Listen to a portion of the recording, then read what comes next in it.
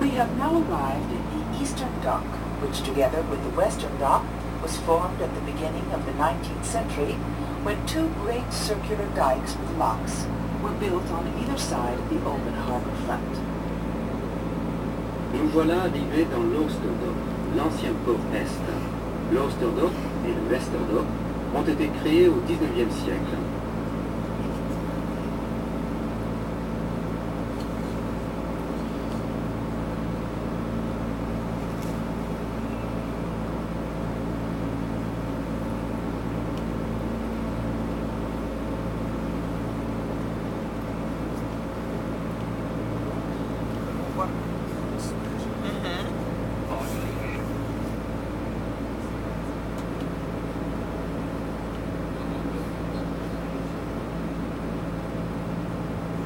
Het gebouw rechts heet New Metropolis en is ontworpen door de Italiaanse architect Renzo Piano.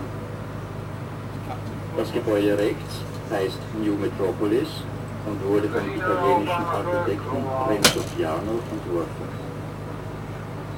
The building on your right is called New Metropolis. It's designed by the architect Renzo Piano. Le bâtiment à votre droite s'appelle le New Metropolis. Il a été conçu par l'architecte italien Renzo Piano.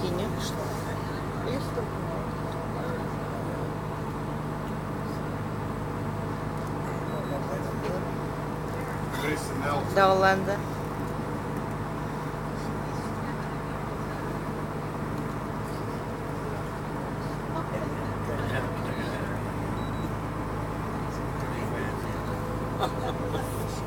Isto não é edifício, parece mesmo um bar. Parece mesmo um barco. The Royal Yacht. We call him Mr. Nelson for Captain Nelson. Hij waait alles dings on the second of stunt mark. En zo hij, like he's about 7 other things. Daar está.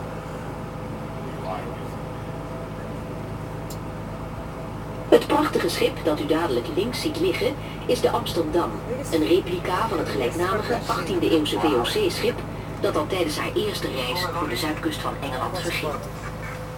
Dit schip werd gebouwd tussen 1985 en 1990 in het kader van een werkgelegenheidsproject en bood zo aan 400 werklozen de mogelijkheid om werkervaring op te doen. De Amsterdam is als museumschip te bezichtigen en wordt daarnaast ook voor promotiedoeleinden gebruikt. Das prächtige Schiff, das Sie gleich links sehen, ist die Amsterdam, ein Nachbau des gleichnamigen Ostindienschiffes aus dem 18. Jahrhundert, das schon während der ersten Reise vor der englischen Küste unterging. Dieses Schiff wurde 1985 und 1990 im Rahmen eines Arbeitsbeschaffungsprogramms gebaut, wobei 400 Arbeitslose die Gelegenheit hatten, Arbeitserfahrung zu sammeln. Die Amsterdam kann man als Museumsschiff besichtigen und dient vielen PR-Zwecken. The beautiful ship that you see moored on the left-hand side in front of the shipping museum is the Amsterdam. It's a replica of a mid-18th century VOC ship of the same name that went down off the south coast of England on its maiden voyage. The new ship was built between 1985 and 1990 as an unemployment project and gave 400 unemployed people the opportunity to gain work experience. It is possible to visit the Amsterdam as a museum ship, and it is also used for receptions and promotional purposes. Le magnifique bateau à voile que vous voyez devant le musée d'histoire maritime est l'Amsterdam, une copie exacte du voilier qui a fait naufrage devant la côte anglaise et qui appartenait à la Compagnie des Indes occidentales. Le voilier fut construit entre 1985 et 1990 par des chômeurs dans le cadre d'un projet de soutien à l'emploi. 400 chômeurs ont pu de cette manière apprendre un métier. L'Amsterdam est actuellement un bateau musée et participe de temps en temps à des actions de promotion. Deu emprego a uma série de gente construir este barco.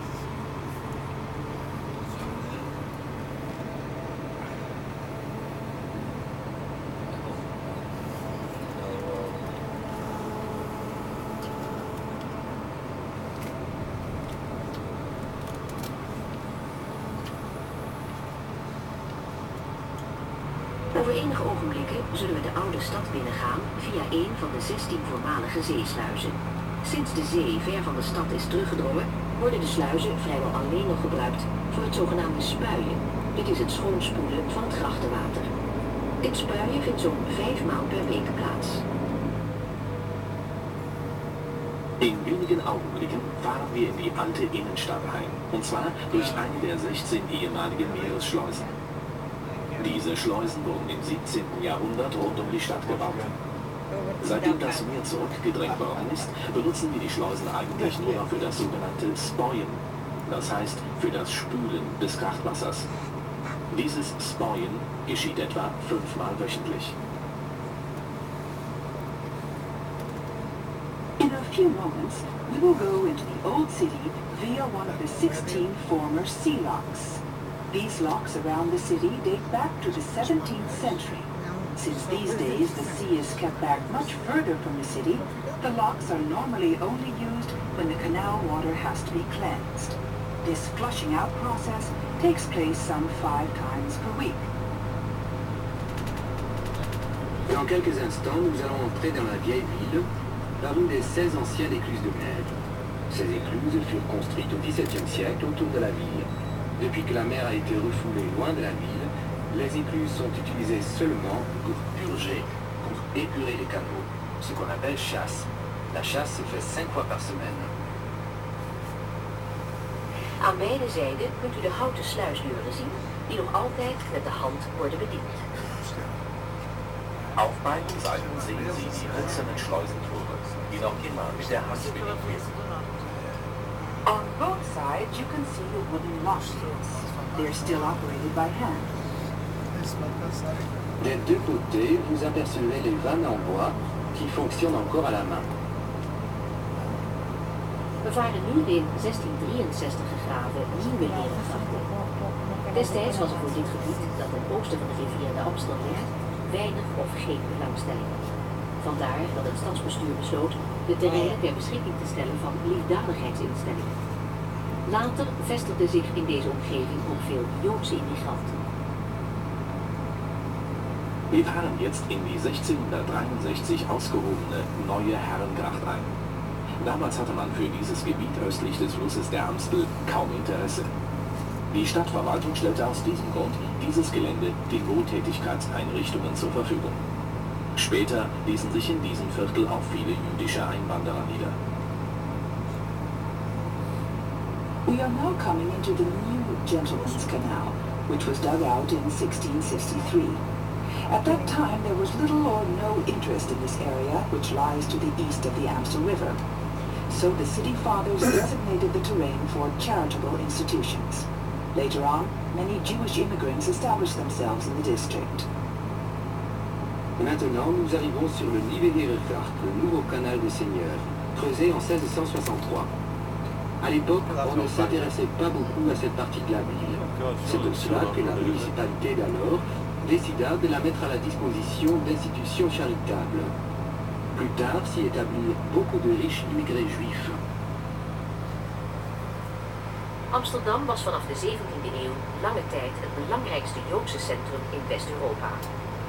De basis voor de Joodse gemeenschap in Amsterdam werd gelegd tegen het einde van de 16e eeuw door een groep rijke Spaanse en Portugese Joden die gevlucht waren voor de Spaanse Inquisitie.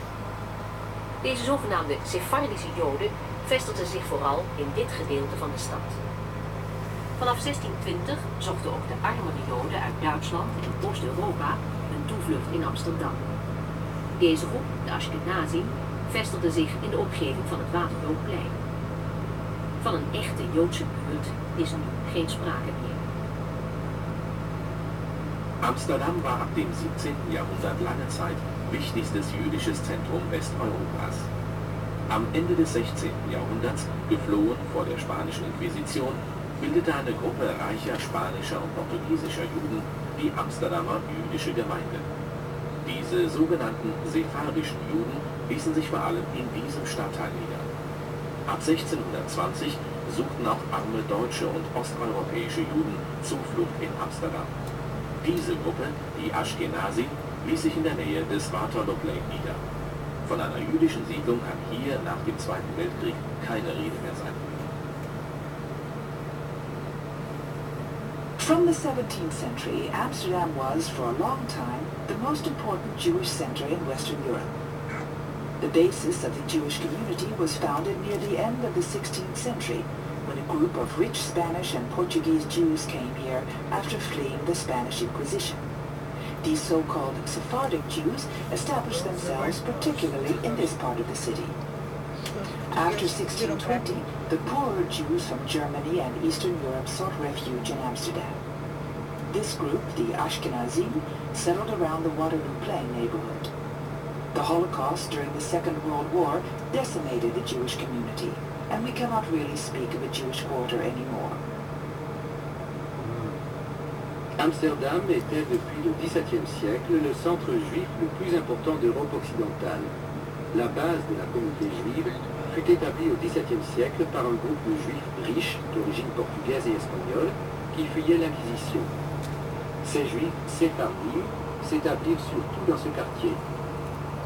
Depuis 1620, des réfugiés juifs venaient d'Allemagne et de l'Europe orientale. Ces juifs ashkénazis s'installèrent dans les environs de la place de Waterloo. Depuis la Seconde Guerre mondiale, il n'est plus vraiment question de quartier juif. Over enige ogenblikken zullen we deze gracht verlaten en aankomen op de rivier de Amstel, die ondanks de ruim 100 grachten en kanalen die Amsterdam telt, de enige natuurlijke waterweg van de stad is. Aan deze rivier ontleent Amsterdam haar naam. In wenigen Augenblicken verlassen wir diese Gracht und erreichen den Fluss, die Amstel, die trotz der über 100 Grachten und Kanäle, die Amsterdam zählt, der einzige natürliche Wasserweg der Stadt ist, dem Amsterdam den Namen verdankt. In a few moments, we will leave this canal and arrive on the Amstel River, which, unlike the numerous canals in Amsterdam, is the only natural waterway in the city, and from which Amsterdam derives its name. Dans quelques instants, nous allons quitter ce canal pour arriver sur l'Amstel.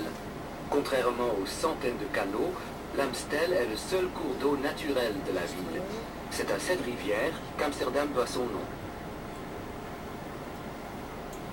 De beroemdste van de meer dan 1000 bruggen die Amsterdam bezit, is de Magere Brug, die u nu aan uw linkerkant kunt zien. Die berühmteste der über 1000 Brücken, die Amsterdam zählt, ist die Magere Brücke, die Sie links sehen.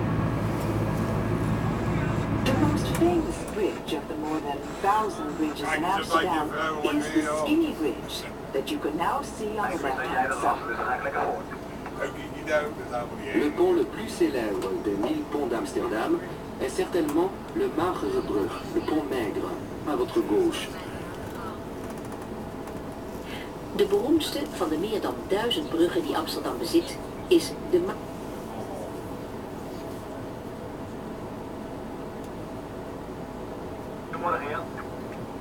Goedemorgen jongen, alles goed? Ja, een beetje dorst hè? De Herengracht, waar we ons momenteel bevinden, werd gegraven ten behoeve van de 17e eeuwse stadsuitbreiding in westelijke richting en maakt samen met de Keizersgracht en de Prinsengracht deel uit van de beroemde 17e eeuwse Amsterdamse grachtengordel. Deze gracht was bestemd als woongebied voor de zeer vergoede burgerij. Die Herrengracht, wo wir im Moment fahren, wurde im 17. Jahrhundert im Zuge der Stadterweiterung nach Westen gegraben und ist zusammen mit der Kaisergracht und der Prinzengracht Teil des berühmten Amsterdamer Grachtengürtels. Diese Gracht war als Wohngebiet für das Bürgertum vorgesehen. We are now in the Gentleman's Canal. It was dug out in the 17th century when the city expanded to the west. And together with the Emperor's and Prince's canals, it forms part of the famous 17th century canal belt. It is named after the gentlemen of the city, that is to say, the wealthy merchants and regents. Le Herengracht, le canal de Seigneur, où nous nous trouvons maintenant, fut creusé pour l'extension occidentale et fait partie, comme le canal des empereurs et le canal des princes, de la ceinture des canaux creusés au XVIIe siècle. Le canal était tout d'abord destiné à la grande bourgeoisie.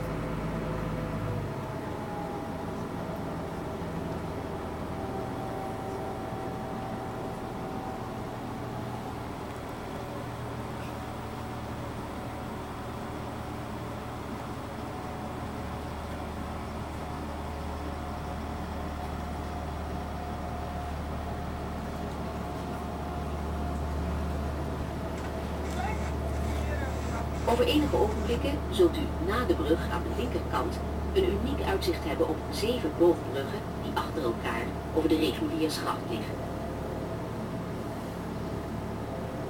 In wenigen Augenblicken haben Sie nach der Brücke links einen einzigartigen Blick auf 7 Bogenbrücken, die hintereinander die Reguliersgracht überspannen.